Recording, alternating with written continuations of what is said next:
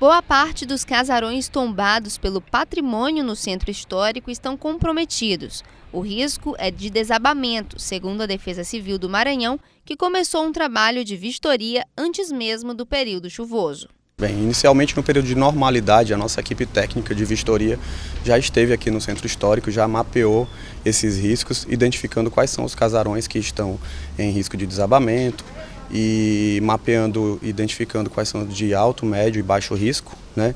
Inclusive quais são os que estão ocupados, quais são os devidos reparos que devem ser feitos e repassados aos proprietários dos casarões.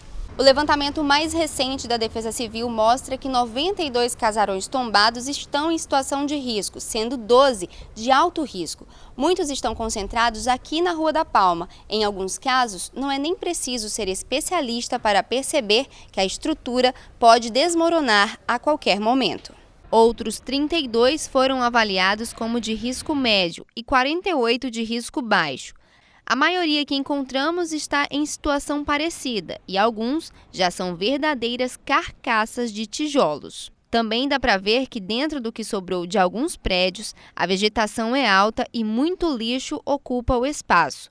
No de número 515, bem em frente ao Convento das Mercês, o teto já desabou, há fissuras e rachaduras nas paredes. As vistorias desses locais são feitas pela Defesa Civil. As irregularidades encontradas são informadas aos proprietários dos imóveis, só que mesmo após serem notificados, os reparos não são feitos. É que muitos imóveis a gente não consegue identificar o proprietário no local, então fica difícil o acesso ao próprio imóvel. E também, mesmo depois que a gente faz as orientações, elas não são seguidas e os proprietários acabam não fazendo os devidos reparos e permanece o risco identificado. Também é realizado o monitoramento climatológico.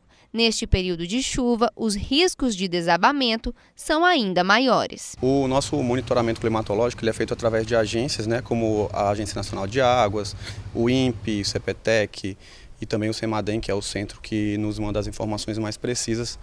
E a partir delas a gente vai trabalhar essas informações construindo o nosso boletim diário, né, que vai nos informar quais são os riscos acumulados de chuva e o nível dos rios também na capital e no interior.